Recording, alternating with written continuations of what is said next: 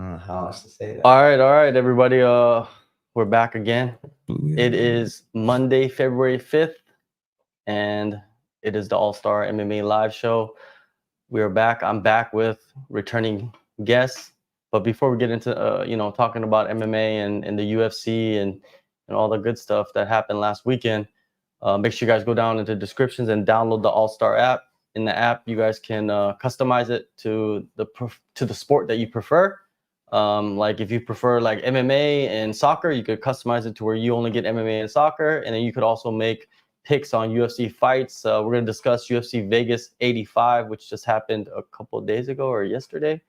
But yeah, so if you like making picks and you like watching fights, go in there and make picks and join the groups that they have in there. There's a bunch of groups, right? And some of those groups are like giving out prizes and yeah, if you accumulate points or whatnot. So go do it. It's all fantasy and it's all free. Hey, what's better than free?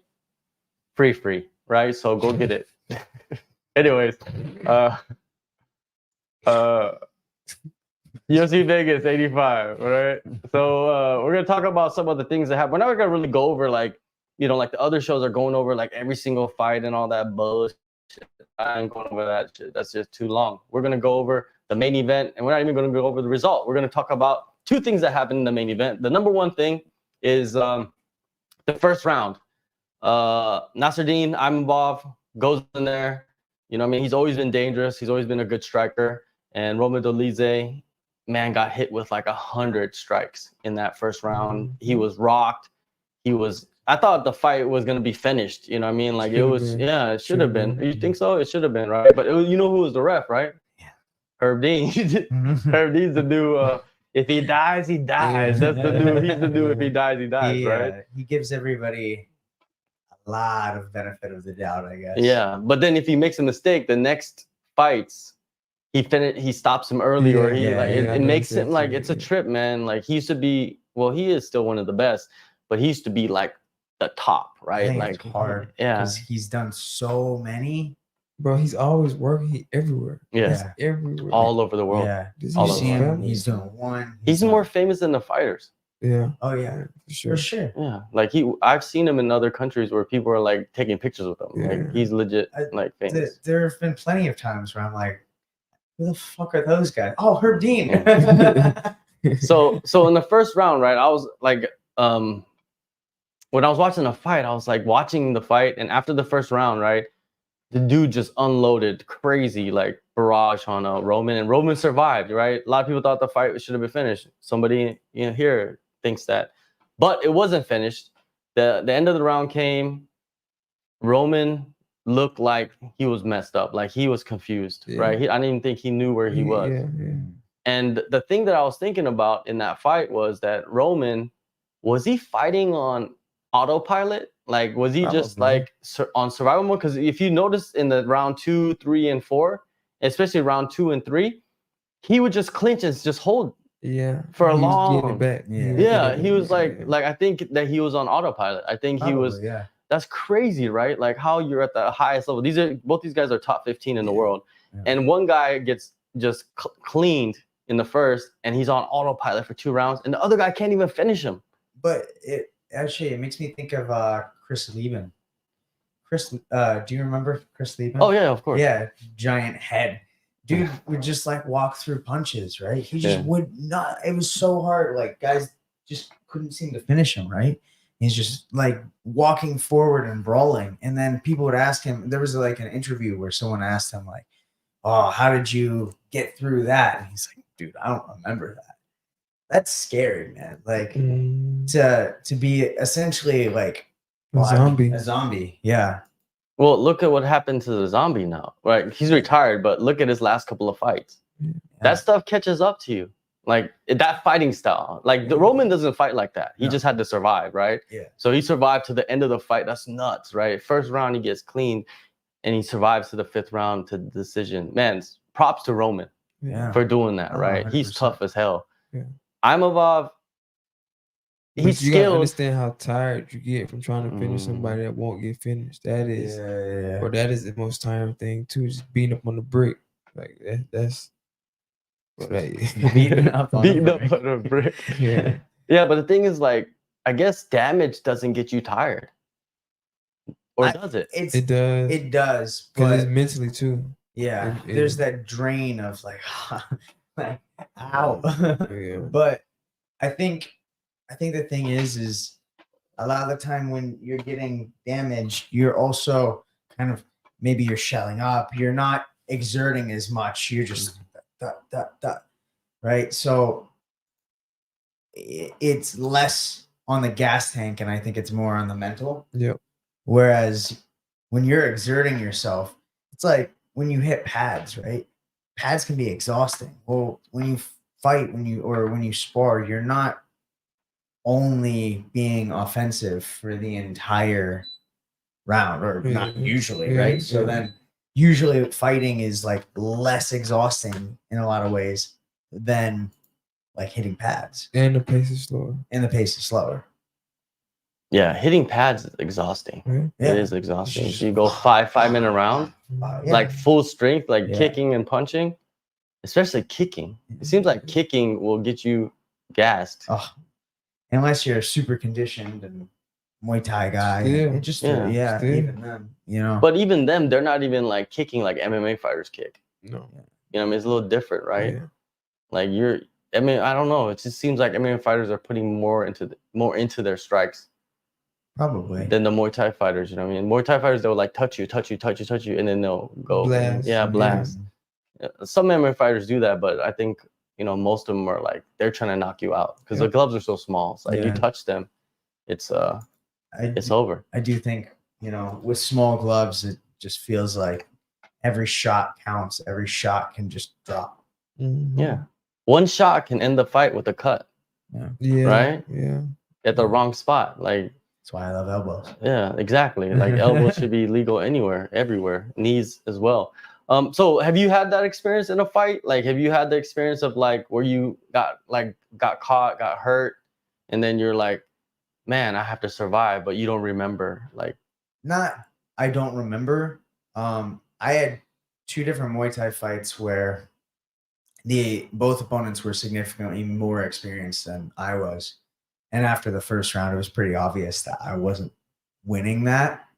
But I've always tried to have the mentality of like, all right, if I'm destined to lose this, I'm going to make you look as bad as possible as I'm losing. Right. Like for me, I want to show as much heart as I can. Right. And I want to try to like take him down with a fighting chance or whatever, like both of those were Muay Thai fights. The one fight, I got finished with leg kicks, and I remember I like dropped from one of the kicks. I got up, kneed him in the gut. And I just remember him kind of being surprised that I still was trying to push forward and stuff. But I mean, 10 kicks later, and I was like hobbling, and my corner threw in the towel. But I was proud of myself for the fact that you ain't quit. I didn't quit. Exactly. Or I fought a Thai once in a Muay Thai fight, and I just remember his knees and everything. Like, it was to the point where my eyes were looking for air. That's when it's bad. You're like, and I just remember thinking like, still catching. I think I swept him twice after I was winded, and just thinking like, fuck this, man. Like, I gotta get through this, and I gotta make sure that he doesn't look flawless. I don't want my opponent to ever look flawless, even if they're gonna beat me. Like, you will not get a flawless victory on me. I hope not. Nah. You hope not, right? Like, but that's the thing is like, I think, credit to Dolice, yeah. That's how you say his name. Like, Dolidze, you're talking about? Dolice, yeah. When you fight through it, like he was able to make, I like him Avav actually. Like, I think he's a really amazing fighter, and he was able to make him like less of a mythical, like when the guy comes in and sparks you and finishes you in the first round and everything, that looks a lot different than you surviving, and you end up making it a 5-round fight instead. Like, he was able to sort of, how do I want to put it? Like he didn't drop in anybody's eyes. Like he looked like a stud. You know what I'm saying? Like he was like he didn't look like no bitch, basically. Yeah, exactly. You know, he was still able to go to war after basically losing the basically first battle. dying and coming back. Yeah, exactly. Like to get 10-8'd in the first round, and then still be able to make it a war after that. That's way harder to me than it being a war from the get-go and everything, and then you get 10-8'd at the end or something, you know, like. Well, there was a couple of rounds after that. I think the second or third round where he got hit a couple times hard. Yeah. He got hard. He like it could have dropped him. And that's even harder because it'd be times where if you really watch fights, you see people quit. Yeah. Every fight, like you see somebody quit, bro. He didn't quit, so it just shows you who he is. Like when you fight, you see a person real personality, and that's not a quitter. You can't do nothing but respect them. Yeah, the Georgia boys are tough, man. I'm not talking about the state. I'm talking about the country. Both. I knew you're gonna say something. All us Georgia boys. Georgia boys, right? Hold your Where you from? I'm from Georgia. And then you're like, everybody asks that. They be like, Georgia, the country. Yeah. I was like, sure, yeah, Georgia. I'm the first one. Yeah. Come out. I'm the first one. Like, check it out. Anyway, yeah, man, those Georgia boys are tough because like you got Marab. He's from Georgia. You train with Marab, you know. Yeah, I train with Marab. I helped him with both the Aldo camp and the Hyon camp, and that was tiring. What did he attempt like what? 42 takedowns 42? Peter Hyon? Yeah, something like 42. That. 42. You know, 47? Peter Hyon went into that fight with like a injured shoulder and a torn up leg, and he still survived Marab for 5 rounds. Man, I mean, think about that mental toughness. Yeah, exactly. Yeah, I just found that out. I had no idea. I interviewed his manager, and he told me, Rubenstein. Yeah, Sayat. Oh, okay. Rubenstein, yeah, same thing. Yeah. But yeah, he told me that. Yeah, Peter, those are the injuries that he had going into the fight, but he was never gonna pull out. Yeah, that's of course. Peter. Yeah, that's Peter him. would right? never pull out. He would have one arm chopped off. He would still go in and fight. You know what I mean? Like that's the mentality. Yeah. Right. Like, and he's from Siberia, which is like it's cold up there. Yeah. Like, I would never go up there unless I had to. Right. It's cold. We live in paradise. Yeah. That's the opposite. No wonder he comes here to do camp. But yeah, it's what do you think about the kick though? Like, remember Roman was like playing the game with the hand, 3-point stance type thing, and then he did that slick like kind of clinched him, but then threw up the kick from like this way and hit him. Like he hit him pretty good. Like I thought he was a pretty. I think if you playing the game, you playing it. You can't play with fire. So. Yeah. If it was me, I would have kicked him. Like, bro, I'm not gonna sit up here and this is a fight. This is war. I'm not gonna. No. I think it's always really impressive when somebody is able to use a rule set to their advantage, but when it's that nitpicky, it's no loophole. You can't really catch it. Yeah, you know what I'm saying? Because you're playing with a human body. It's not like and it's words, hard, right? and you know what I'm saying. Like it's not like a rule.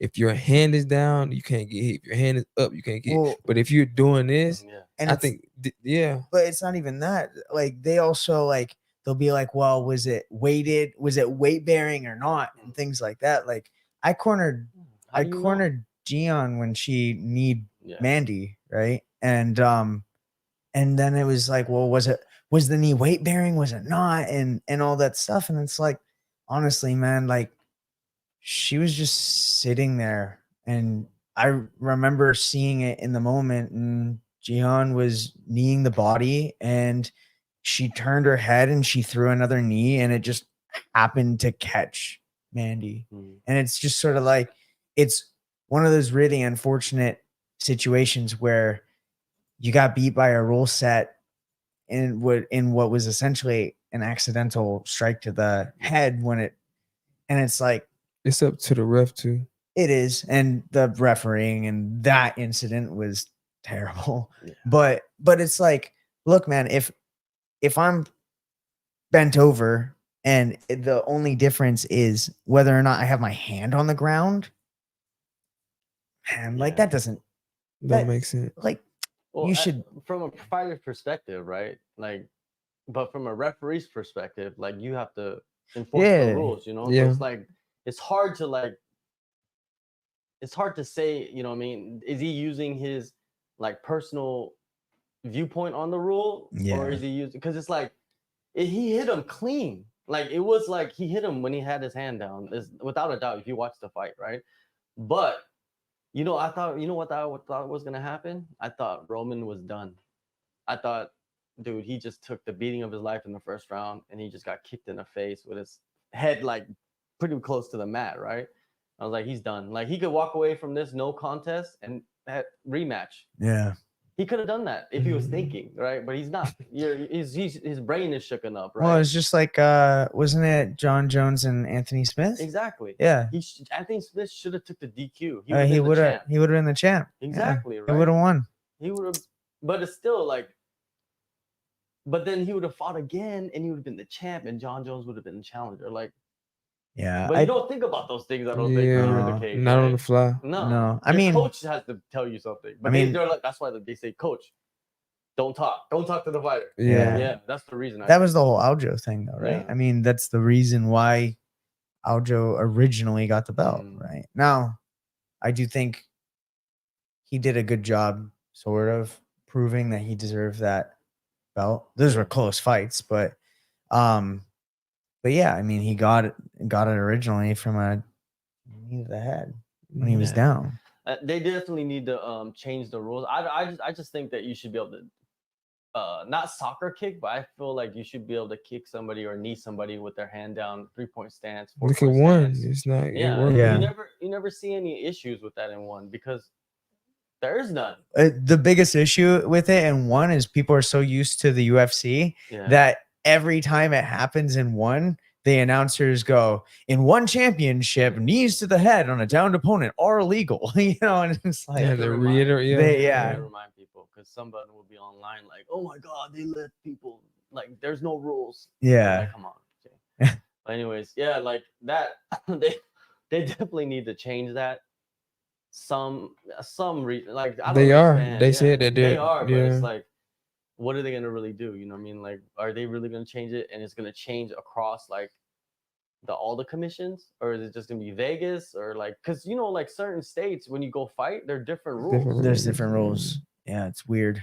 It's very weird. Like it's not. It's like saying like, oh, you're gonna go play football in Montana, but Montana has different rules on the field, and you gotta adjust to it every week that you play somebody else. It's like fighting too. You're gonna go fight in South Dakota. South Dakota's rules are no elbows, but you've been like known for elbows, and you've been fighting for 10 years with the elbows. Now all of a sudden they have to tell you like no elbows, and you're fighting for the UFC. It doesn't make any sense. Well, I mean, I've only fought in the States twice, and the one time I was left to my own devices, like every other fight that I've ever had, and then when I fought in Vegas, the commission was following me everywhere, and they were following me everywhere. They had I had to get permission to use the toilet. I also had to like pee in a cup before my fight, and like all this different stuff. And I was like, yo, what is going on? And they're like, oh, well, Nevada State Athletic Commission, our rule set is that we have to follow the fighter as soon as they check into the venue. You have and so I wasn't allowed to go into the crowd and say hello to my family when they first came in. I wasn't allowed to like interact with anybody. I had somebody watching me. There was no caffeine allowed. Like it was all different. And I had never experienced that before. And I was like, this is weird. A little over the top, right? It felt over the top, especially for like, I mean, it was a good promotion. Tough Enough is a really good one, but it's still like a regional promotion, it's not the UFC, and having cornered in the UFC, they don't do that to them. Right. So it's like, if they don't do that to them in the UFC, why are they doing it to other people? I mean, it sounds like some people want to be important. Yeah. And be in control. Like. Yeah. And like have some kind of power. because they'd be like, "Hey, I'm in the Nevada State Athletic Commission. I am an officer." It was Get the fuck out interesting. here. Who the fuck? Power tripping for sure. Yeah, It you was see, there's it a lot was of power tripping. interesting. Those dudes are untouchable. Mhm. The judges that work for them, the referee, they're pretty much untouchable. Like, have you ever seen like a judge get penalized? I've never seen a judge. Like I've never seen them. Like I don't even know how do you even become a judge. Well, like courses. A lot of the judges are from boxing too, which is stupid. But like they're not even fighters. Yeah, That's most of that's them the never- weird part about it. That's like I don't know, me working at a 5-star restaurant and I never cooked. Like it's weird, bro. Yeah, it is odd, man. I always like when the UFC is happening and I'm like watching the UFC, I'm always like tweeting like just talking shit about commissions. And if there's a referee mistake, I'll be like, the commission's a fucking joke, or something like the judge. It'll be like, judges are paid government shills. You know what I mean? Like just write stuff like that because they're untouchable, man. They can't get fired really. Like it's weird, right? It's just, and then UFC just lets it happen because they're in bed with them too. You know what I mean? Like without them, they don't exist. So. Yeah. But the co-main event was Hanato Moicano, which is Manny Moicano, right, against Drew Dober. That's a fire fight, right? Yeah. See, ahead of the fight, Drew Dober is talking about, I'm gonna go in there. Hanato's like, I'm gonna knock this dude out. What did Hanato Moicano do? He got hit a couple times and said, "Uh-oh, this dude hits kind of hard." So he started wrestling, right? Smart move, but we expected you, Hanato, to go out there and bang. Yeah. Because you talk all that, you're Money Moicano, you're exciting. You talk up that, like, you got to go out there and do it, I think. Everybody got a plan until they get hit in the face. That's right. Yeah, exactly. That's what I noticed in the first round when they start, like, Hanato came out, and I like Hanato. He's good. Like, his style is fun to watch and all that. But I did not expect him to be grappling like that against Drew Dober. Because he went out there and, like, went toe-to-toe with the zombie, got knocked. Well, I guess a lot of times when he got toe-to-toe, he got knocked out. The zombie knocked him out, and Fiziev knocked him out. Yeah. There's a few. But that's who Moicano was. Like, we were like, yeah, this dude, he's really good. He could fight on the ground. He could bang on the feet. But, man, it was kind of disappointing to watch him just, like, grapple Dober. But maybe he was on autopilot as well when he got cracked a few times, right? So I gotta be fair to him, but not the fight I expected, man. Seems like Dober just hits like a truck, though, man. And that's his weakness, is grappling. Yeah. Dober's the Asian Lee Kai-Wen. You know that, right? And Lee Kai-Wen is the Asian Drew Dober. Yeah. They kind of look the same, you know what I mean? They really do. They kind of fight the same too, in a way, right? But anyways, yeah, that was I just wanted to say it was disappointing, man. There were some good performances, but like nothing too crazy and nothing too like. I thought Molly did good. Got her armbar win. Proved the doubters wrong. Yeah. Yeah, but look at who she fought. What? Just look at who she fought. I think it was just like, oh my god. But I think she'll end up going on a good run, though. One thing that makes Molly different from a lot of girls is Molly is a berserker. Like, when she sees you hurt, she's not afraid to go in and try to finish you. A lot of these girls, they don't have that for some reason. Killer instinct. Yeah, but Molly does. That's why Molly is like, that's why you've seen her hit that spinning elbow and stuff like that. Yeah. Because she's just like, oh, I'm going to go in there and fight. She hits kill switch mode. Yeah. And other girls, some girls, they're good and they're talented and way more technical than Molly McCann, but they probably won't beat her just because of that reason. They don't have that. Like, even the submission, the armbar, that was clean, right? Yeah. With 1 second left in the first round. But it was round. killer instinct. Like, it was killer instinct, right? I bet you her coaches probably said, what, 5 seconds left? Go for something, go for the armbar, right? Or something. They must have said something to her, right? Probably, yeah. And she went for it and she got it and snapped that girl's arm. Oh, man. But that looked nasty. But I'm gonna be fair with you. Diana Belvita, not very good, man. Like, very, very low level in that division. Like, I don't want to talk shit about her, but this is just the truth. You watch her fights, it's just, she's cute. They are cute. But it's just like, when are we gonna get rid of that? When are we gonna stop that? Where, like, just because they Instagram followers and cute and sexy doesn't become like the driving force of you getting into the UFC. but that's where they get the views from too. True. Yeah, I mean, it's always that balance, right? Like it's kind of like, I think for a lot of guys, it's like the shit talking factor, right? That's the views and that's the thing. And then there's also the girls, and that's the look factor, right? Or the Instagram follower factor. Yeah, it's a trip. The only fan factor. My guy, Charles Johnson, man, he got a big win, dude. He was on like a 3-fight losing streak. Last fight on his contract, took this fight short notice, and it was against a like a highly touted prospect, undefeated from Kazakhstan, and beat him. Energy, man. I love the guy. The guy is great, man. He's always like, he's been out here a few times. Yeah, he was at Tiger one. Yeah, but like the last time he was out here, I just missed him because I was like, I just had left back to Korea. But yeah, always cool dude. You know what I mean? Like, he's always like very realistic about his situation, and he knew like if he didn't win this, but he's always exciting. Like, his fights are always good. Yeah, you know what I mean. So that always helps, right? Yeah, that always pushes it forward. I hope they re-sign him, because sometimes you fight out your contract, they just don't want to re-sign you. But he's a flyweight. He has an exciting style, and he was like the second most tested fighter in the UFC. Did you know that? Why are they testing a flyweight more than everybody else? It makes no sense. We are the Noodle Boys. I don't know. EPO? Maybe, but like maybe because he travels a lot. I don't know. But like I would never expect him to be on anything. Who was the first most? Yuri. Yeah, Yuri was tested like 60 times or something last year. That's crazy, right? That's like once a week. Jeez, man. Yeah, he said that they were coming like twice a week. I'm telling you, people are snitching on fighters, man. I'm telling you right now, there's people snitching on other fighters in the UFC. There's the it's gotta be USADA Gestapo.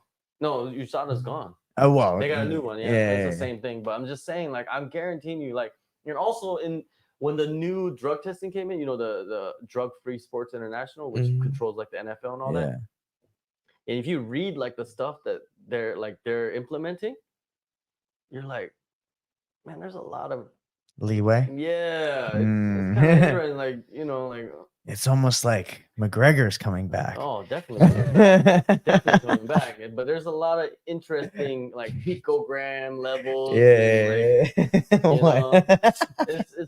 kind of odd, but yeah, just I feel bad for him, man, because it's like I would never, because he was like a all-state track and field energy. Yeah. So he has cardio for days. He was a runner, you know what I mean? Like, he ran, and on top of that, he wrestled.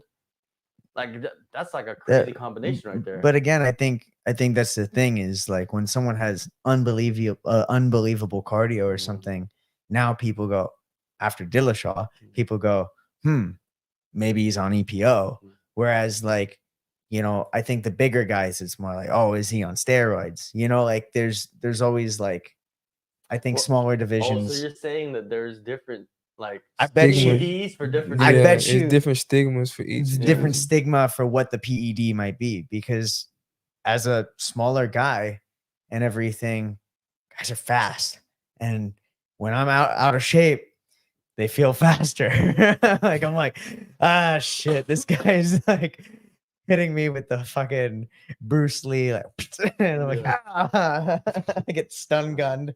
Yeah, it's just like, let's be realistic. Steroids is everywhere. It's available all over the world. Certain countries where you can buy it in a pharmacy. Yeah. There's a list. What do you need? What do you want? Right? So it's like, go test those fighters. The ones that are in those countries. You know what I mean? Like, that's the one you should be looking at. Or the fighters that have lots of money. Yeah. Because they could just have doctors fly in. You know what I mean? And like, especially the ones that are Irish and fight on yachts. Yeah. Well, he has his own USADA. Yeah. You know what I mean? Like, think about how rich he is. Like, he could test himself. Yeah. He could hire a guy that worked for USADA and have him test him every week. Like, that's just the reality of it, right? Yeah. But the thing is, like, he was never in competition. So it's like, would that be fair? Like, do you think that that should be allowed? Like if you get injured, right, and you're not gonna fight anytime soon, and the DFSI knows that, do you think it'd be fair to like, okay, to heal faster? You're not gonna compete anytime soon. Yeah, I actually, to be honest, I don't blame him for that. That's an awful injury, right? Snapping your shin. Like, I don't blame Anderson Silva for the fact that he also took steroids after that injury and everything, because that's a terrifying injury. But you got to be clean for long, like for 6 months. you got to do that 6 months, do the 6 months, man. And then, like, but I mean, I don't know if me personally, like, this is also burn that bridge when you cross it kind of thing, like you can't really know what you would do until you're actually in that situation, I think. True. But I definitely, for me, I don't see myself ever being like, well, I've snapped my shin, I'm going to use some PEDs. But I can also be like, if there's an injury that someone would probably want to use PEDs for, yeah, come back from that. Because what wasn't Chris Weidman? He did it clean, and he ended up having to have another surgery because when his didn't take, right? So, I mean, if there's an injury, like, look, man, your legs like snapped in half where it's not supposed to be snapped in half. You know those little, what is it called? Peperos? Yeah. It's like yeah. You know what I mean? I think it should be allowed. Yeah, because if you get pneumonia or something, they have to give you steroids. They have to. Yeah. So if you get sick, super sick, they have to give you. Same thing. If I snap my leg and I want to come back, I don't care. Just be clean for 6 months. I'll be yeah. That's 6 months. Yeah. Clean, because the thing about a knee injury, right? But then let's say you could take steroids and not like your knee is like something's wrong with your knee, right? Like say you got a torn ACL or whatever. But let's say you get the surgery, but then of course. So you've been through it, you understand it. Imagine you get the surgery, but then they have this like it's not even, you don't even call it a PED, you call it like medicine, right? Because you're healing, you have to heal, right? So let's say they do have something that they could inject into your knee instead of they do. That's peptides. Peptides or something like that, right? Or when they spin the blood and then they PRP and stuff like that, PRP, right? They do have that, right? But that's allowed though, right? I think it's so. allowed. I think some peptides some are, not all. Yeah. They classify them, I think. But I say like anything that could heal you faster, because the threshold of a fighter, like their career and their prime, is so short. And I think like you should consider all of that stuff. Yeah, I mean so my first ACL tear was October of 2018, and I had complications basically with the surgery that I was unaware of. And because of that, and because of political things that were happening and back home, I was supposed to fight. Took me until March 2020. And then we all know what happened March 2020. COVID hit. And then I was walking down the street and I tripped on a sidewalk and I retore my ACL a second time in 2021. And then that surgery, though, because I knew what to do, and because even without, peptides or this or that, just having the knowledge felt like a cheat. Like having that knowledge of being like, oh, okay, I need a prehab and get my leg really strong and not like just baby it and everything. And I was running like faster, like 6Ks than I think I've ever run, and lifting more and all this stuff, and got an allograft, and the recovery was way shorter just from knowledge. So imagine, also adding peptides to that, or adding, whatever. I think it took 4 years out of my career, my ACL tears, my two ACL tears, 4 years out of my career. Listen to that. Yeah. 4 years is like 23 to 27. That's a huge chunk of your life, man. Yeah, man, it sucked. Yeah. That's what I'm saying. It should be allowed. Like, for injuries. Yeah, I mean, shouldn't even be called steroids. It should be called help. It should be called healing. Like it should be called medicine. Yeah, and you know what I mean? And yeah, I mean, just circling back to, I guess, what my point was that second time was so much smoother and went so much better just because I had the right surgeon, because I had the right surgery, because I had the right knowledge of prehab and rehab. And then if you added peptides or you added, help to it, maybe I would have felt like I was ready to have a professional fight in 12 months and everything, because I felt like, let's wait, let's give it like 15 months. And then, 15 months is a long time. Yeah, man. But think about Tony Ferguson. He came back in 6. So, he had to be on something. Lunatic. Yeah, I know. I guarantee you his knee is jacked up to this day. Yeah. He was kicking like a steel pole with the knee. I was like, what are you proving with that? That he on gear. That's I get, yeah. Actually, that's actually a good conspiracy theory right there. Not really, but yeah. Because you would always think when you see Tony Ferguson that he's all natural, man. He's a fighter, right? Like people always say that, like because they believe, certain things about a fighter. But I think also people, when they, even me a little bit, is like when you think of steroids, you think of like boom, right? And it's like that's not really that's not the case. It's recovery, right?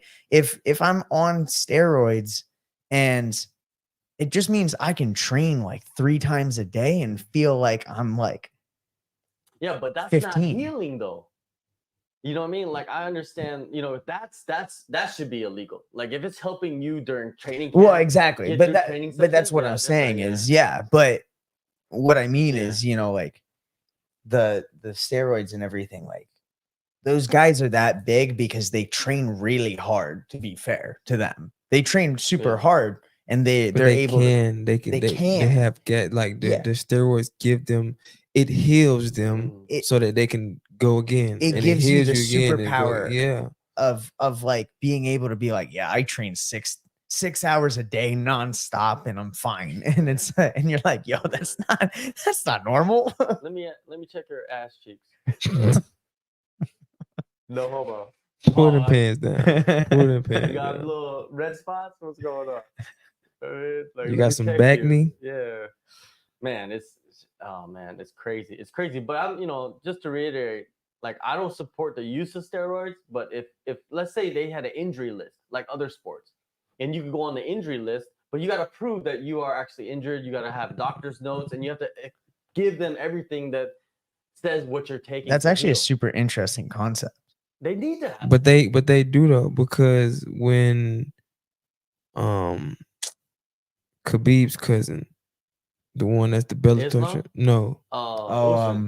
when he got popped, he said that he had a doctor's note for his heart or something, and he had told them.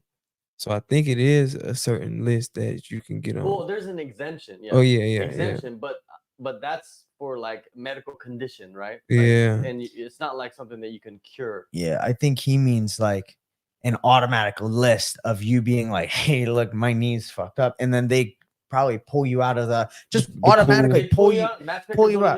They're just all right. Call you. Yeah, they're just like, all right, you need recovery, and then it's free reign. Dude, I think since the UFC is the pinnacle, right, of MMA, they need to have that. They need to be the ones that set the trends for all the other promotions, right? And they've been doing that, but they need to do it now for this because it's going in a bad direction, right? Because if they start allowing, it just goes back to the Chris Lieben days. Yeah, man. It's the Wild West. You get tested during fight week, and that's it. Imagine what you can do if you just get tested during. They say it's not an IQ test. You know what I mean? Yeah. It's not an IQ test, but there's got to be an injury list. And when you go on an injury list, the matchmakers can't match you up. You're kind of like on semi-retirement because you have an injury and you provide all the documents and the doctor's notes and all the paperwork because it has to be legit. And I think that the UFC has to have their own medical staff to look at you too, because anybody can go and force. Oh, they do. Yeah. They do have it at the PI. Yeah, right? they do. Yeah. They do. Because there's A a lot very- of fighters that Very like good medical three staff. man. weeks out, 4 weeks out, you know, talking to them, like interviewing fighters in the UFC. A lot of them will tell you like, yo, I was injured ahead of that fight. I went to the PI. They worked on me for like 3 weeks. Mhm. Like you hear that a lot. So the UFC is trying to, you know, make fighters better, but sometimes it just doesn't work. You know what I mean? Yeah. Like, Yeah, they're I just mean- too injured. Like the injury They're- is just too bad. They're too broken sometimes. yeah. And that's the thing though, is that they just keep it under wraps and they're like, yeah, you know, It's like the worst. I But they have no choice in a way. yeah, you know, I get it. Like, yeah, I completely get it. But that's an interesting concept, man. I think that they should try that. You know what I mean? Because imagine if you could do that and then you get an injury, right? Like a shoulder injury, like Yuri did. You know what I mean? Like you could just go and say, yo, I'm gonna be what is it called? I'm not gonna be on the roster. Yeah. Pull me from the roster, put me on the injured reserve or injury list. Injury Which reserve, means, injury Yeah. reserve, because I got a shoulder injury. I need to get surgery, and I need to be able to use the medicine, right? Mm. Which is the steroids. We can call it steroids because steroids is medicine, right? Yeah. Anyways, and to heal faster. And then when I come back, I'll test for 6 months. Because imagine if you could heal faster. That means what? You could test for 6 months and still train for 6 months. Yeah. Yes. And then come back and fight. Like that's a good policy, I think. I think some guys, the one reason why they wouldn't want to do that is because they probably want to do a Tony Ferguson and they want to be back in 6 months after, you know, after injury, and they want to, They want to. yeah, they want to. Yeah. But that's the only thing that, you know, fighters gonna have fighter spirit, right? Yeah. They're gonna, I mean, honestly, we're dumb. Like we are. Like I will, if I have a fight booked, I will do anything I can to make sure that fight happens. And like sometimes we're our own worst enemy, right? Like it's just like he could look at me and be like, Max, you are so broken right now. Take a rest. Or Max, like this is not a good idea for you to have this fight and everything. You broke your arm, you know, something like that. And it's like, in my head, I'd be like, no, because I'm quitting that. No, because of this. No, because of that. It's all mental. It's all mental. I do think there's another aspect of like, if you don't fight, you don't get paid. And so there's that aspect too, right? If fighters had a salary, yeah, like even like a $2K a month, hell no, just something to help you live, you know, like something you know that in your back of your mind is coming in. Yeah, because it's hard to say no to a fight when you're like, this is like, if I'm budgeting myself, I'm budgeting that I'm fighting in 3 times that year, and then my salary is gonna or not salary, my pay is gonna be around that. I budget that, you know what I mean? And it's like, then suddenly it's like, oh no, I got injured and I gotta pay these medical bills and I don't get paid. And it's like, well, this sucks. Yeah, those medical bills would Yeah, kill I you, mean, man. so bad. that's why I think, yeah, I mean, it would definitely be different. I think fighters would be less dumb if there was a salary. Yeah, but these promotions, man, they don't give a fuck about them. I mean, last time we were on, we were looking at the contracts. Yeah, Mhm. there's some new stuff that came out with Dana White. Oh yeah. Yeah, and John Jones and stuff. We might get into that a little bit later, or maybe save it for another day. Let's move on to another topic: fake UFC news. You know, I mean, it's been happening a lot lately. Yeah. Like Dana White. Dana White is doing the fake UFC news. It's gonna happen more. He's getting too oiled. He's coming out on like live Instagram or whatnot or whatever, YouTube, and announcing fights, right? So recently he announced Sean Brady versus Vicente Luque for the main event, March 30th, UFC Atlantic City. And Sean Brady was injured, and he announced that he's injured. And then it's just said right here, the bout was never officially signed by Brady. It was dealing with an ongoing injury. So he was dealing with an injury, and then they announced this fight. He didn't even sign the fight. That's pressure, though.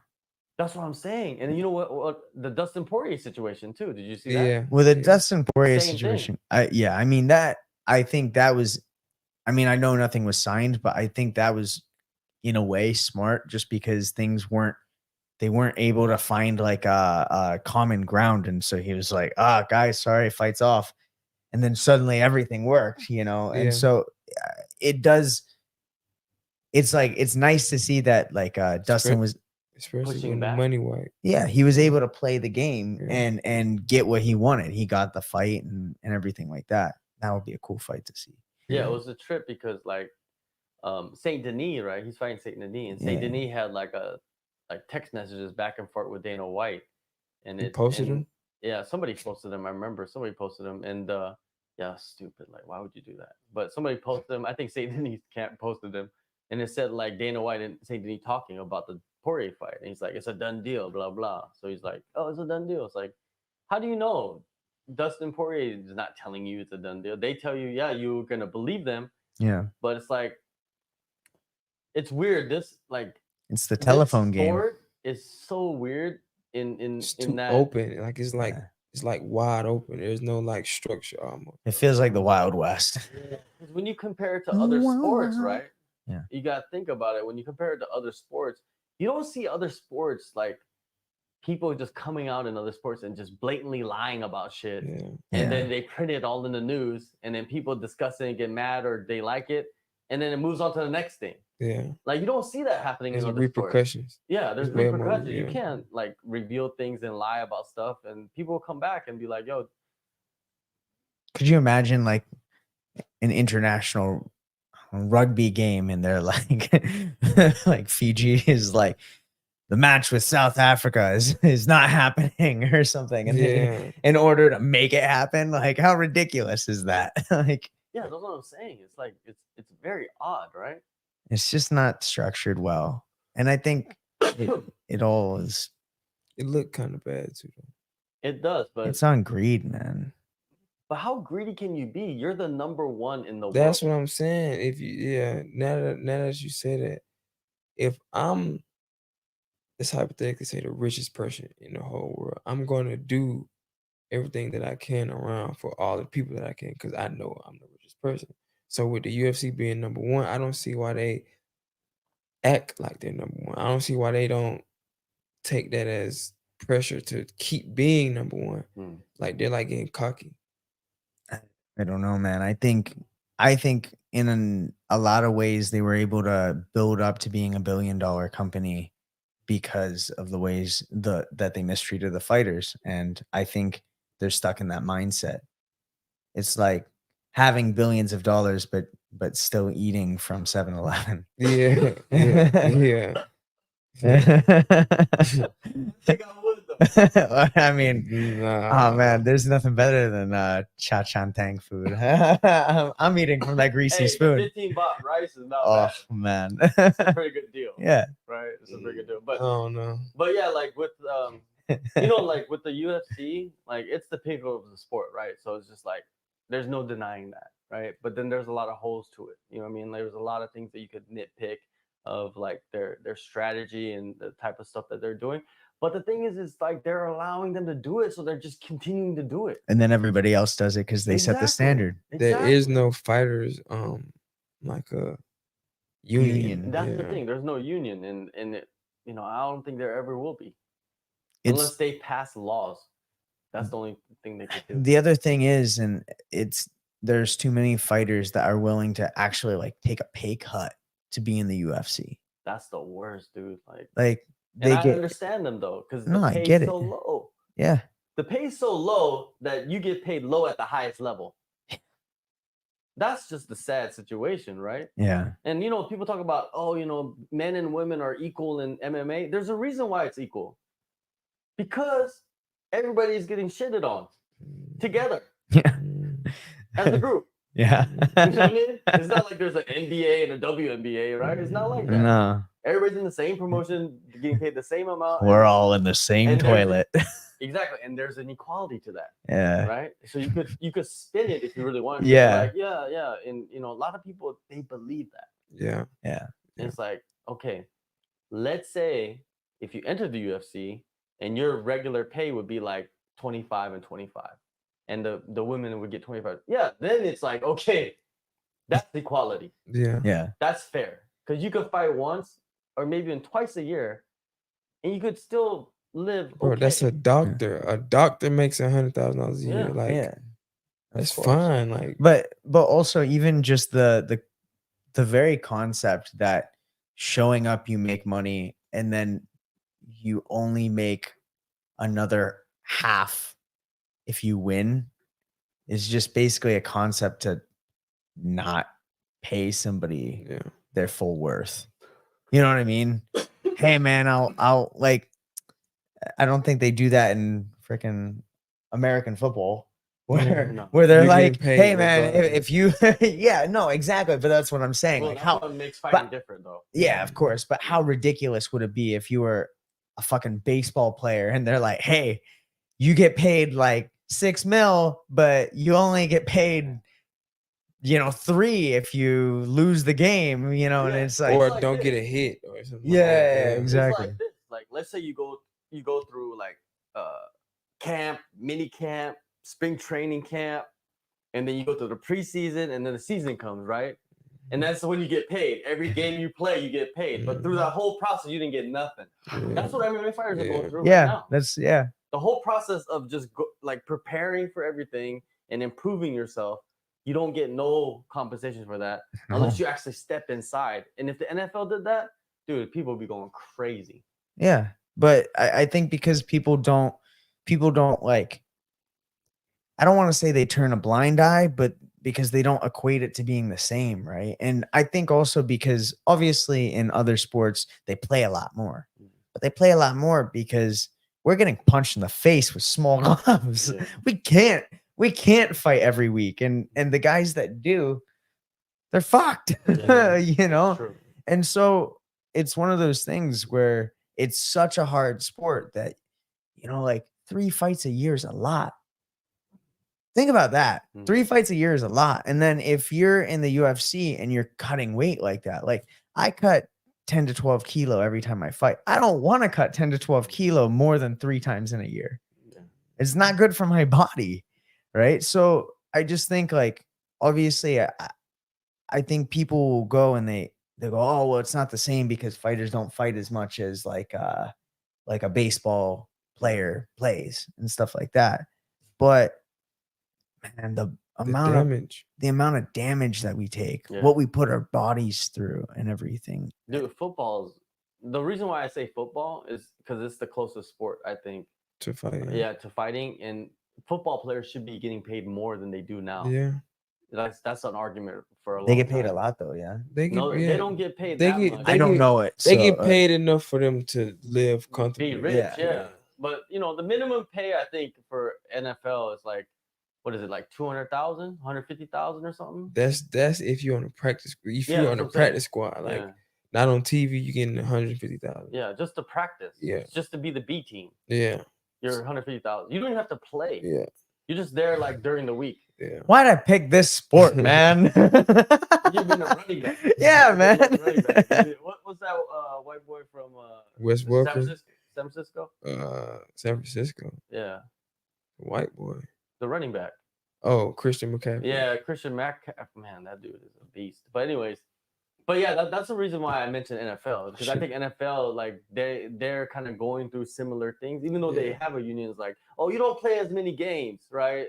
But the damage that they're taking due to their bodies is insane. If you're in the league for more than 4 years, you get $4,000 every month, no matter who you are on practice. Player association, right? Yeah. So if you're in the league for 4 years, you're getting $4,000 for the rest of your life. But think about that. Like, there are guys, first of all, there are guys that have been in the UFC and they're like, this guy's been in the UFC for 10 years. And I'm like, who the fuck is he? Exactly. You know, because they never promote him. He's good enough that he stays in the roster, but they never want to, like, you know, highlight him or anything, which that in itself is criminal. But like, those guys should be, you know, like on a salary, you know, like, I get it. Like, maybe your first contract in the UFC, you're a free agent. Proving yourself. Yeah, proving yourself. man, by third contract at the very latest, it should be a salary, right? It should be, okay, we're going to take care of you now because you've had 8 fights with us. And obviously we like you, you know, but it's so cutthroat. That guy will be on his 3rd, 4th, whatever contract. And they're like, oh, you lost 3 fights in a row, or even you won 1 fight out of your last whatever. And it was boring. And then it's like, cut. It's like, what? It's crazy. Somebody going out there fighting and you're like, man, you going no. Well, yeah, think about That's that too. Think crazy. about how like they'll cut you if they find you boring. Yeah. I still controlled him. Another guy who knows how to fight. Another grown man or woman. Equality.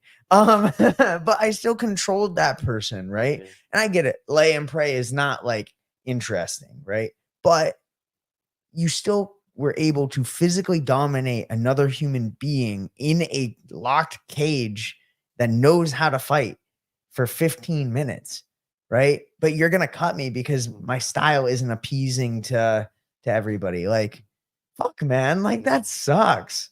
And it's not even just the UFC. It's like all promotions. Everyone. All promotions. They're doing the same thing. You know what I mean? Like, yeah. It's just this is the issue with this sport that is alarming to me because it's not improving. You know that the bonuses were more 10 years ago than they are now. I don't think I realized The that. bonuses were like 75,000. I don't think I realized. There was a point where it was 75,000, and there was a point when there was 100,000 bonuses, 200,000. You know what? Actually, I think I remember the 100,000 bonuses. Yeah, but the thing is, like now it's 50,000. It's like, yo, inflation, like Yeah. don't improve. You know what I mean? Like it's just. So and why they only haven't give the out 4, right? Yeah, why haven't the older fighters spoken up about that? because most of them that they do speak up, people don't really care. Yeah. It's I only the mean, fighters that think. there's the whole lawsuit going. Yeah, the lawsuit's going. That should be interesting to see what But happens this year. I think that's the thing is like I don't feel like I mean, because I'm interested, I'll look up stuff, but I don't feel like I necessarily like it's not pop culture. Like no random person is going to be like, "Oh, there's a lawsuit against the UFC that's been going on for ages." Like no one brings that up unless they're in the know. Did you ever talk about that on the mat? Never. No. Talk about that. They don't care about that. Yeah, we don't finish training and go like, "Hey, you hear about that lawsuit?" You know, like, and that's the thing. Like, I think it needs to be pop culture. You know, it needs to be a little bit more mainstream known in order for it to have any effect. Otherwise, it's just like it's hushed. It's like, let's say, like, for example, Jim Miller. He's been in the UFC for like, I don't even know, since it's been started, right? He's still fighting. He's fought at 100, 200, and he's going to fight at 300. That's insane, right? But most people don't know who he is. We know. We know, yeah. But most people don't know who Jim Miller is. But he's a guy that's like, he should be known. That's now that you think about it, if you worked at Bell South or I don't know what's a company here, like any company like Tops for 30 years, and that's just in the 9 to 5, bro, they're gonna reward you with something. Oh, for sure. I mean, even classic fighters, right? Like, man, people will go and they'll be like, "Well, who's the fighter that made you wanna fight?" And I feel like half the time they're thinking I'm gonna say like Khabib or McGregor and stuff. And I mean, I started in 2009, right? Yeah. Like Forrest Griffin. And when I say that, I think like 7 out of 10 people don't know who he is. And I'm like, he is the ultimate fighter. Come on, man. like, and he's still around. Did you meet him? Yeah, I did. Oh, yeah. He's At the cool, PF. dude. He's Yeah, super he's cool. dude. Yeah. Well, and he's good friends with Coach Wood. So he would come over to Syndicate sometimes too. Oh, yeah. He's one of the original Syndicate. He's one of the original Syndicate guys, right? Like when I met him a couple of times, and to be fair, I felt like he probably thought I was a weirdo because like I don't get starstruck, right? Most of the time. But this is the guy that made me want to fight, right? And so when I saw him, I remember like reading his book as a kid too. I saw him like You know, like you're just like, and then just It really be, affected you. oh man, like just because like without him even knowing it, just him and his career, it completely changed my life, you know, and not even just, you know, his career making me want to fight, but I read his book and at 14, and I remember thinking the Got Fight book. I remember thinking like he was talking about how like, hey, if you're a young athlete and you want to be a professional fighter, you got to know that you need other skills because this is not forever. And that at 14 years old was so important for me that I started going, okay, I need to know how to coach. I need to know how to do this and that for after, right? Because if someone didn't say that to me, I probably wouldn't have done it, you know? So all of those things, like so many, I think, pieces of who I became, they were rooted in his career and those things that he did. And so like meeting him, I was like, Yeah, understandable. yeah, you know, so yeah, I think like, and Forrest Griffin, I mean, he's got an award for helping the community that's named after him and everything. Like that was one of those situations that I was really grateful that it's like your idol is the person that they're actually a good person. Yeah. Like they sometimes they're like, you don't want to meet your idols because they're not the people that you think they are, right? And I was like, no, he's the nice guy and funny and like just amazing human. Yeah, I met him in China. Oh yeah. He was at the PI, right? No, I wasn't even at the PI. I was at like Shenzhen. I was Okay. in Shenzhen, like right across from Hong Kong. Right? Yeah. This was when Hong Kong was going down in Hong Kong. Remember? 2019. Yeah. Yeah. So this was like right before the pandemic. Yeah. China had the card. Wei Li was fighting Jessica Andrade in the main event for Ah, the title. okay. Yeah. So I met him during that fight week for the first time. Dude is like the normalest dude you ever meet, right? Yeah. Even though he has impacted so many people in this sport, and I'm pretty sure there people go up to him every day. Yeah. Fighters, regular people, and go up to him and be like, oh, yo, like your fight got me into it. Like just watching it as a fan. But he's just, when you meet him, he's just like, hey guys, what's going on, man? Like, you know, he does a lot of the road to UFC stuff, I believe. Yeah. He does a lot. He like recruits all of that stuff too as well. He's the head of talent. Yeah, in the PI or something like that. Dude, remember when Dana White gave all his like buddies jobs in the UFC? Forrest Griffin's the only one that got left actually has a job. Yeah. The reason why is because he's valuable. He actually he actually does something. He actually does something, yeah. And he actually wants, like deep down inside, he wants this sport to become better. Yeah. You can feel that. You can see that. Yeah, you and can feel that. If Dana White were to, when he retires and stuff, if Forrest wanted to take over, I actually think he'd make some good changes, man. I think he'd be nice to have. Man, in seeing like him in person, you can tell he really cares about the fighters. I'm not saying Dana White isn't nice in person and stuff. I don't know, like I've never met him personally. I actually have friends that are good friends with him. And they always talk about how nice he is. But at the same time, make the changes then. You know, like I know you care about your athletes that you know, but make the changes, you know. But that's crazy to own a stable of fighters and not know them. Man, the UFC is so inflated right now. There's 600, 700 fighters on the roster. Yeah. And then people getting cut and signed all the time. Yeah. So if you're like barely at the bottom of a division, of course he might not know you. It's like going to janitor, right? Yeah. That's why it's such a that's why it's such a big deal when he's giving shout outs on you know who's coming up and stuff. It's like that's that moment where you're like, oh my God, like my boss actually knows my name, you know. And I mean, to be fair, like, but you could see who's cool with Dana and who is not cool with Dana when you watch the face-offs. Yeah, 100%. You could tell, like, who actually knows him or doesn't know him, or who's like interested to like meet him or You could tell by their body language, like, oh, he doesn't really like Dana White. Yeah, you know, you could tell in certain fighters, but yeah, it's man, Dana White ain't going nowhere. No, he's gonna be around until he's like 80, 90. Like he fixed his health. So it could be longevity, you know what I mean? Like it's just, He's secretly a robot. That's what it Oh, is. bro. He's he'll the be a cyborg, guaranteed. Yeah. He's got the money. I think like that's the level of like technology and like age yeah. stalling that he wants to do, you know what I mean? Because I don't know, like some of the stuff that he's doing, like from like nutritionists and like dietitians point of view, it's not good for you at all. Oh yeah. Yeah, like all of that fasting stuff, it's not really good for you at all. Yeah, they dive into. I'm not a nutritionist, so I'm not gonna talk about it deep, but because people be like, "You talking shit? You don't know nothing." I'll be like, "Yes, I don't." He's got some good nutritionists hired at the PI. you He know, doesn't like, even use them. I know that's what I He mean. uses that guy. That guy. I know. He's just running around saying like ridiculous. He just says whatever, man. Yeah, and they believe him because he's backed by big businessmen. You know what I mean? Exactly, and that's the thing is, it's like a cycle, right? You get these guys. He's like, "Hey, look, I'm backed by big businesses and businessmen," and then like you get Dana White, and then suddenly now he's backed by Dana White, and people are like, "Hey, look, we should listen to that." Yeah.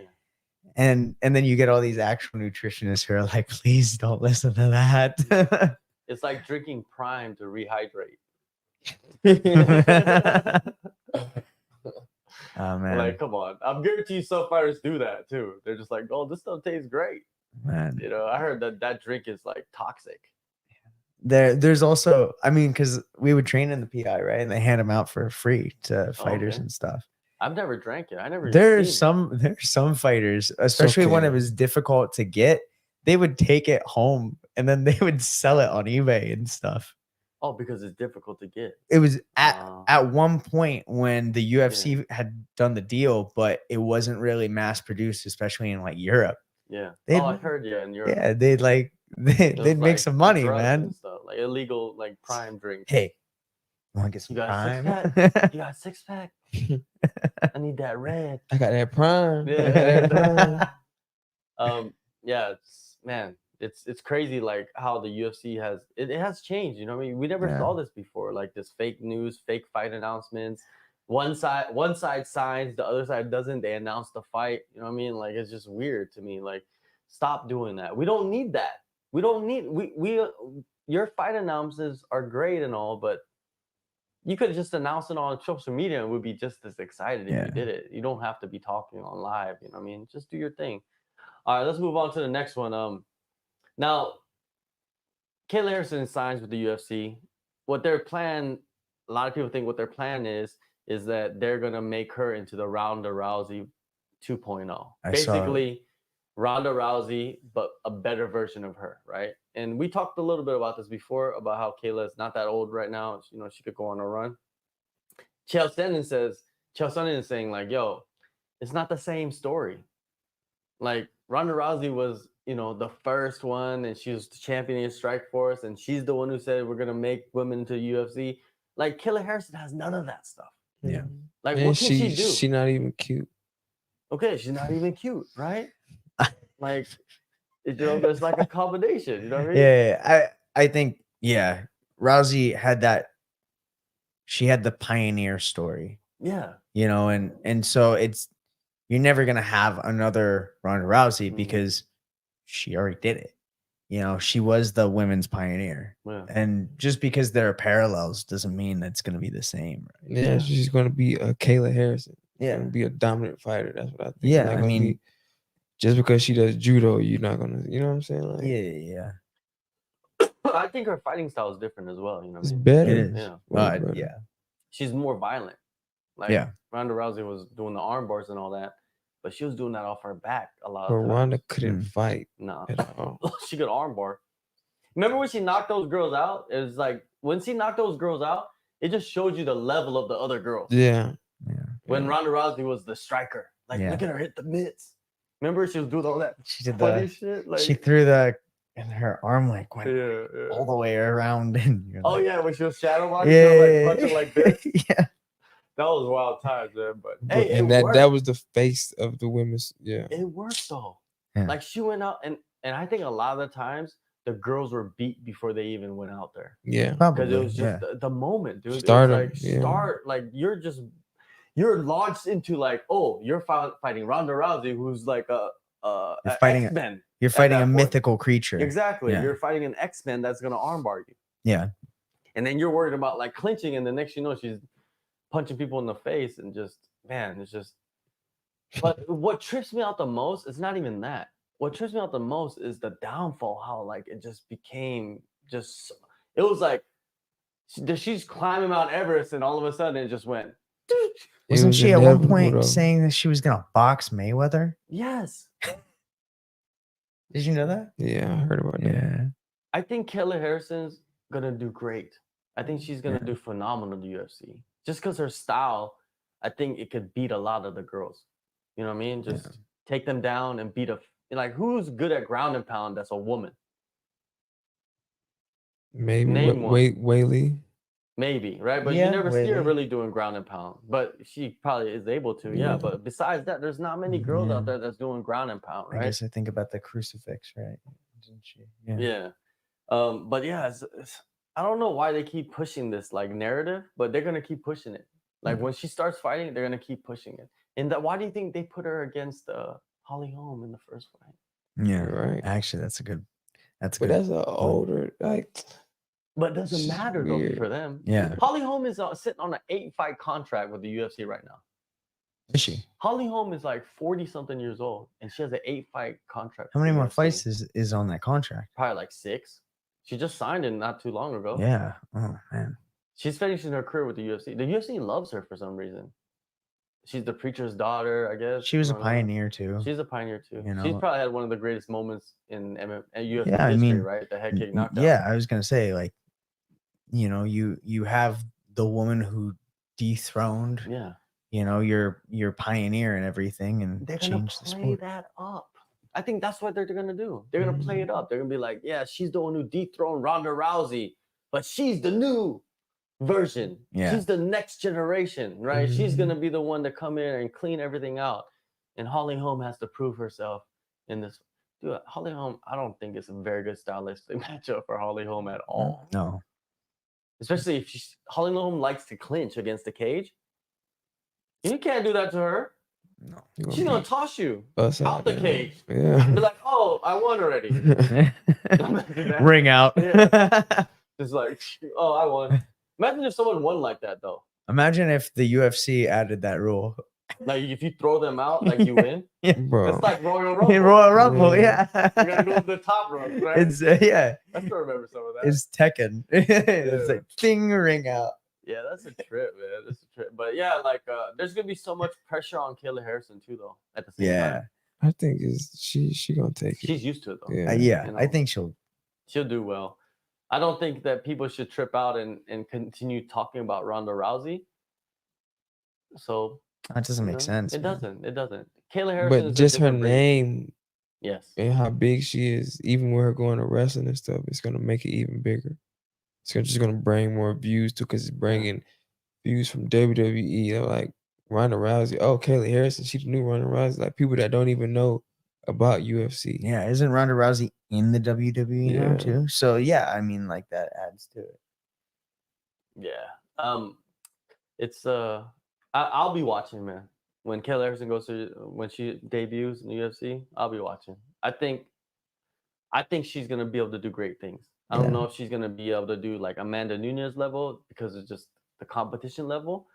But if she fights enough, she could build a legacy for herself. Yeah. And then create an argument of like,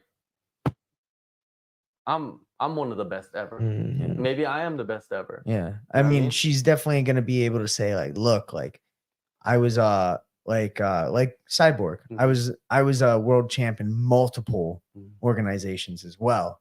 And I went from, you know, PFL to the UFC and got that belt then. You know what I mean? Like I feel like sometimes people go and they're like, okay, they were a champ in the UFC and then maybe they lost the belt and then they go somewhere else and then they get the belt there and people almost write it off a little bit. No, it's like for sure. it's like you got to end on that high note of, okay, I was, you know, my last world championship was the UFC.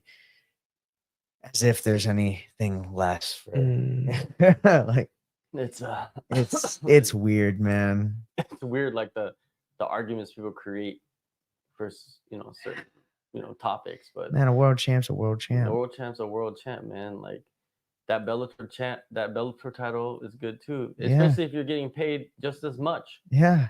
or maybe more. Right Those- now, those Bellator rising fighters belts, man. are getting paid They more. are, and they have their own sponsors. Yeah. Yeah. Imagine the level of sponsors you could probably get right now, because the UFC shut their doors Yeah. for other promotions like the PFL or whatnot, right? So yeah, man. But you got to get to that stage where they're like looking for you. You know what I mean? It's hard to get to that level. You know, it's not easy. But we'll see, man. We'll see what they do. But yeah, it's just the sponsorship stuff, man. It's sad that they took that away. And then it's just like, because you are the UFC, the fighters are just like, forget about the sponsors. I just want to be on that stage. Yeah. And it's like, when is that gonna stop? Yeah. When are you gonna be like, no, man, if I don't get what I want, I'm not gonna be on. I don't care about that It's stage. never gonna stop. It's never gonna stop. I feel like that. Yeah, but like there's I- people, yeah, there's people like that. Yeah. But I mean, like, man, like, look, I much rather, like, my goal is, like, my next goal is win a couple fights, get into Ryzen, right? And to do that, to get make good money, be on one of the top brands in the world and everything, like, hey, man, if I get to the UFC, if they offer after that, then great. But otherwise, man, I'm making a bag and I'm fighting in a top brand. That's just that I'm making a name, I think sometimes that's what matters. I just got an email from PFL. They're Right. launching the new Bellator MMA Champion Series. What does that mean? That's the name of it. Bellator MMA Champion Series. What is So Bellator 302 is the next event, I guess. It's in March 22nd in Belfast. And that's what the Bellator PFL. So basically, PFL presents Bellator. That's what everything's going to sound like. So confusing. at some PFL point PFL is presents- just gonna eat Bellator? Yeah, Yeah, like why don't they yeah, just yeah. stop calling it different? Because they already. Because they're trying to play with it. They're going to see like, oh, could this work? And Yeah. I think that's what they're doing this year and maybe the next couple of years is, could this work? Yeah. If it doesn't, then they just swallow it and it's just be PFL, and then maybe they just go season. I don't know, but they announced some of the fights though. They have James is fighting. well, they didn't announce that. But, He did. But what Has is it? he? You got Carl Moore, who's like I think that's one of James's teammates. He's fighting he's fighting Corey Anderson. Wow. And he's fighting for the Bellator light heavyweight championship too. Whoa. That's interesting. I didn't know that. And then you got Leah McCourt fighting Sinead Kavanaugh. What? Leah McCourt's fighting Sinead Kavanaugh. Man, I didn't expect that to happen. But Where's anyways, Kavanaugh from? SBG. Yeah, that's why. Yeah, Yeah. like they're both. Yeah. Aren't they both SBG? Yeah, something like that. Or McCourt is like funny with it, I guess. But Yeah, maybe she's in they there. got ties. You know what I'm saying? Definitely got ties, yeah. But yeah, man, championship series. That's what we're gonna do. All right, let's move on to the next topic. The next topic is sparring. Okay, so Luke Rockhold, he did an interview, and he's talking about a sparring session with Sean Strickland. And this is what he said. He's just that guy that doesn't care, Rockhold said. He'll try to kill you. Sean Strickland walked into Ruka one time, and he was such a loudmouth idiot. I was like, who the fuck is this guy? I was so hungover, so annoyed. I was like, fuck, I'm going to get into a spar with this guy. I was can't so even take hungover. it. I know. I can't even take it. But I had seen him. He heard a guy in the gym. He heard him with the head kick. With like 30 seconds left, he wobbled him, and the coach was like, keep going, finish out the round, instead of what most people would do, which is try to work with them, especially when you're on somebody else's turf. Sean went straight back to the head kick and tried to knock him out multiple times. There's 30 seconds left in the round. The kid's done. Show yourself as a fucking man and try to finish the round rather than just go back to the well and knock him out. So basically, Luke Rockhold is talking about watching Sean Strickland spar and trying to kill his sparring partners. But we see many videos of that. Yeah, I mean that's not like That's normal. Yeah. My Like thing I've heard is, a lot of stories. yeah, but my I mean, thing is, you got to fight how you. I mean, you got to train how you fight too. Yeah. Like if you're in camp, I think it's probably The thing was like they left Syndicate because they were getting in fights that they were past sparring and everything. So like now this happened before I was there, so this is just my understanding and everything. But you know, I remember, you know, there was that video that went viral, and it was in the Syndicate cage. Oh, that one with the grappler guy. No. Orlando? That was the one where he was sparring with 3 people, is what I was thinking of. Oh, yeah. but- Johnny Parsons would have too, right? yeah, exactly. But yeah, but I remember that. I just remember seeing that. yeah, and I thought it was funny that it went viral like not too long ago, because I was like, that's an old video. Yeah. Like, but I think, yeah, him beating up on the other guy, I think that might have been at Couture. I can't remember. I think that might have been at Ruka. Ruka because it was all white. All white. Oh, right? okay. So Yeah. Orlando, you know, rest in peace. He's dead now, right? Rolando Sanchez, I think that's his name. But he's the one who was like grappling with Sean. But it was kind of weird, right? That video. It was like Sean was acting kind of like, oh yeah. you guys are grappling. Yeah. You guys are sparring. And then he started. He got all sensitive. Yeah, he got real right? sensitive about and it. slapped him or something. Right? Seems like he's one of those guys that he can give it but not take it. Well, we saw that. Yeah. In the shit talking, like Yeah, he became like. Yeah. I was just like, I was disappointed. I was disappointed because dude is like, I'm a man and this and that and all this like boasting and blabbering on all that, and then all of a sudden he want to switch gears and be this like, oh, I'm gonna, you know, tone it down. I don't want to do it no more. Basically, that's what he was saying. I don't want to do it no more. And it's just like, you can't just stop. Yeah. You went across the line many times. Yeah. To many people. You can't just stop now and be like, yo, I've had trauma in my life. Everybody had trauma in their life. Some worse than others. Yeah. You know what I mean? But we don't know. Yeah. You know, if he you know, it's kind of messed up. He could be making it up. We don't know. Right. You're right. Yeah. I could make up a lot of stuff. We live on an island where people come in for vacations all the time for 2 weeks, 3 weeks, 1 month. And you can be a different person to every single one of them. Every single one. You go to a gym, you just, oh, I'm a crypto investor. Go to this gym. Oh, I'm a website designer. Yeah. Go to this one. Oh, I do media. Go to this one. Oh, I'm a Muay Thai fighter. cook. Yeah. I'm a cook out on the yacht. Bro, yeah, you can. I cook for McGregor. Exactly. Right? Yeah. Exactly. McGregor, so you didn't know? You know, like, it's just, man, it's just like this dude. But you've probably experienced it too. Is it going down? No, it's good. It's good. Okay. It's just like, the reason why I'm bringing this up is because like you guys been to many gyms. So you've probably seen the type of sparring wars, right? Like from your experience, are there a lot of Sean Stricklands out there? No.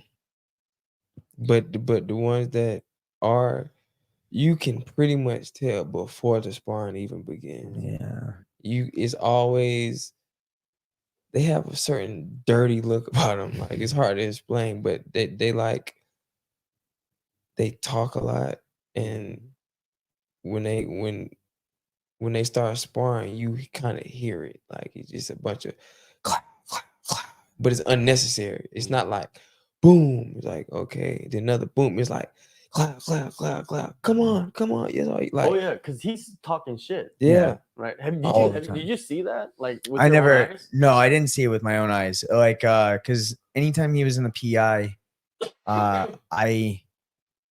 he was just like kind of like getting ready, and we were on our way out, and then he wasn't in Syndicate anymore when I was there. He was at Extreme, and I never went over there. So dude, Extreme is probably the Wild West. it's It's gotta be, right? It's what I've heard. I've heard that. It's Strickland's there. It's gotta be. I heard it's Wild West. toned down. Yeah. Really? I've also, I mean, from my understanding, there's a lot of cliques, and Of course. each clique is different, right? You know, They're like becoming like an American top team. You know what I mean? It's just, Yeah, like, I mean, it's there's- just getting massive. You know? yeah. They're just, and there's many coaches now, right? There's not Yeah. just like, there's a few coaches. I mean, yeah. Nick Nixick is Oh, the he's the main guy. he's the main guy. Yeah, shout out but- to Nixick. He's always been like pretty cool with me. You know what I mean? Like I've always chatted with him, and he's done phenomenal things, man. Like one of he the got craziest bag, like, one of the craziest things though about his story was him talking about how, I mean, you think about all the different fighters famous fighters that he works with, and that Ngannou bag that he got changed his life, and how he doesn't have to worry about bills anymore. And you're like, yeah, that wow, the boxing fight, yeah. but that just shows a And he's difference in not, the and that's pay of Ngannou, sports. like that's Ngannou just like hooking up the homie and shit. Like for real. Like what did Nixick really do for his boxing match? He was his coach for MMA. He was Yeah. an MMA coach, but it's like, what really did he do for boxing? You know what I Yeah. mean? So like maybe he looked at tape, strategy, whatnot. You know what I mean? But it wasn't like he's a boxing coach, right? Yeah. So it's like he was like, you know, I need him to maybe strategize, you know, as a head coach. I'm sure there's the Yeah. mental too. But they're so close. Yeah. Him and Ngannou are so close. Because I've interviewed Nixick a few times, and he discusses that, like how his whole family knows him. Like that's like, you know, like an uncle to his son, basically, right? Yeah. They love him, you know what I mean? So, so they're really close, man. But yeah, like that environment and controlling that environment, like extreme, it's got to be hard, man. Yeah, He's it's gotta be gone hard. every week too, cornering somebody. Yeah. You know, it's just. But he's always respectful. Mm. You know what I mean? He's always been like a guy that tells, like, he says what he really feels. You know what I mean? So, you know, I like him. I think that he's done great things. He's probably gonna do more, but sitting in Vegas like that was like a blessing, dude, for him as well. Because like all the fighters came to him. He didn't have to really, you know what I mean? There was already fighters there, but like, you know, Ngannou came to him. Yeah. You know, a few fighters, right? And there's a reason why, because they get along with the coach, right? Yeah. It's not because, you know, they hate the coaches. You gotta love your coaches first before you move somewhere, right? But yeah, for Sean Strickland, like sparring, he's like known for that, right? I wonder how his career is gonna pan out now that he's not the champ anymore. I wonder like what's next for him. Sometimes, well, because like he became the champ that nobody expected to be the champ, right? He's one of those guys. So in one way, you could say he goes back and he does what he was doing before he became the champ, and he just, goes in and fucks people up. But I think he's gonna be a gatekeeper. yeah, I mean, in other ways, yeah, he might just go down. He was always the gatekeeper. Yeah. And then he became the champ, right? But then he just goes back to his regular role of like win 2, lose 1, win 1, lose 1. You know, like it could be like that situation. But I'm pretty sure he's made enough money now, because it doesn't seem like he's like a guy that's just going around spending a gang of money, right? Yeah. He's a pretty normal guy, right? Yeah. But it's probably made enough money now, and he's going to continue making a lot of money to the point where when he does retire, he's going to be good, man. I mean, he lived in the same housing complex as me. Like, so yeah, I mean, I think he's, pretty normal. Yeah.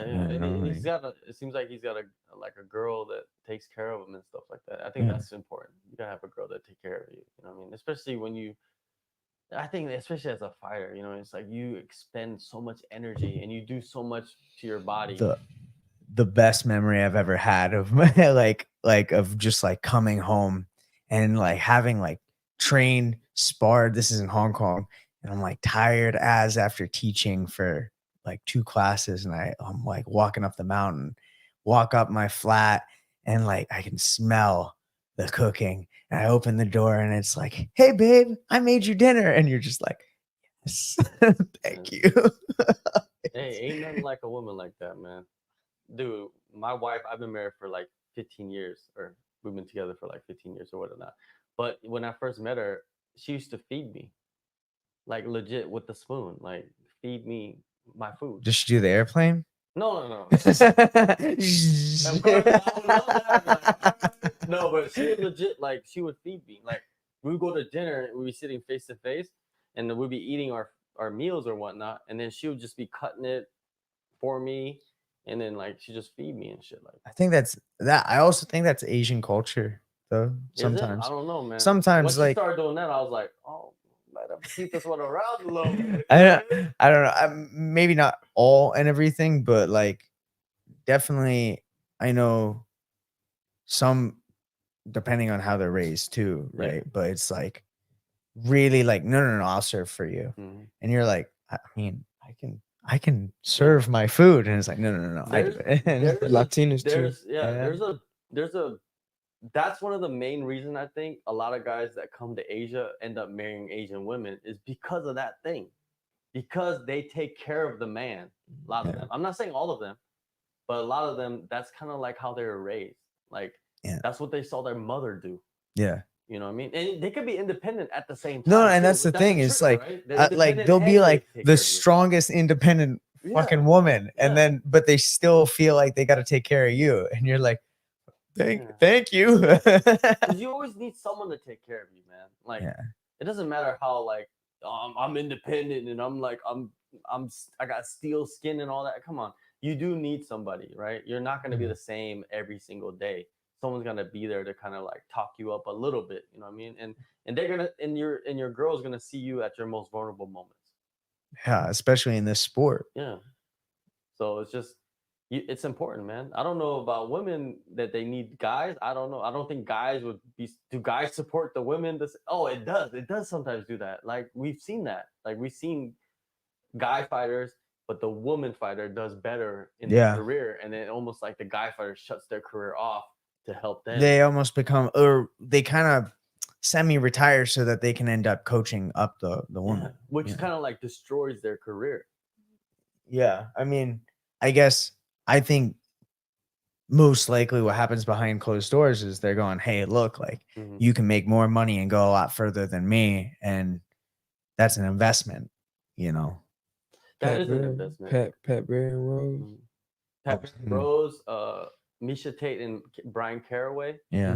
Brian Caraway was a top 15 bantamweight in the world. Yeah. Beating guys like real legit guys while Misha Tate was on her championship run or whatnot, right? And he kind of put that to the side to help her. That's and then love, she ended up leaving him. Oh no. Another man, right? Well, you know, we don't know the whole story, right? Yeah. I'm just saying. Tim Elliott too. Oh, that's the worst one. Yeah. I interviewed Tim Elliott after that and asked him about it. I seen it. I was like, but he seemed like he was like, dude, it was like his friend. He was like, well, like he telling the story. It's like his friend, like his training. That Glory MMA. They had some wild things going on in there, man. You had the gambling thing going on with people with federal indictments and stuff. But the Tim Elliott situation, that's wild, dude. His friend and training partner on their marriage night, on their wedding night. That ain't the one, man. And then they both went and cornered him for his bare knuckle fight. It's an evil and world. It was always going on, dude. How evil can you be? Like those. It's an evil world we live in. Now, I'm not like they're both equally responsible for that, right? Like, man, that girl hasn't fought since. I think she's signed still. Maybe I'm not for sure, but she was fighting in the UFC. She hasn't done an interview since. I've interviewed her too in the past, and she's always been cool. Like. She would be messaging me to tell Tim Elliott to like get on the interview. Like I would message her to remind him. And then, then this all. So while that was going on, this was already going on in their world, right? And Tim Elliott had no idea. That's wild, dude. That's one of the wildest stories, man, I've ever heard, man, in the gym. But I bet you there's more. I'm sure. Of course there's more. There's way more. I'm sure. I wish I remembered all the stories that I've heard. Then I would just spew it out eventually later on. Just like, yeah, this one. But I have such a bad memory that I forgot even my life. I forgot things that I've done. You know what I mean? Like you see a photo, you're like, oh shit. Yeah. And then you know what bad about that is like my girl, she would flip that on me. She'd be like, oh, I told you that like 2 weeks ago or a week ago. I'd be like, I don't remember anything about that. But then sometimes I'm thinking like she just made that shit up. Yeah. So it's my fault. Yeah. You know? Is she that evil? It's an evil world we live in. It's an evil world. That's right. It's an evil world we live in. Oh man, it's wild, man. But what's next week? Next week's UFC. Let me check this out. Which one is it? Is it 190? Oh, is it the pay-per-view next week? Is it 190? No, it's a Vegas card. Okay. Apex. It's Jack Hermanson versus Joe Pyfer main event. Danny Gay versus Andre Fili co-main event. Michael Johnson's fighting. Brad. Oh, man. What? RoboCop is fighting. RoboCop is fighting. You know RoboCop, Yeah, right? Gregory Rodriguez, right?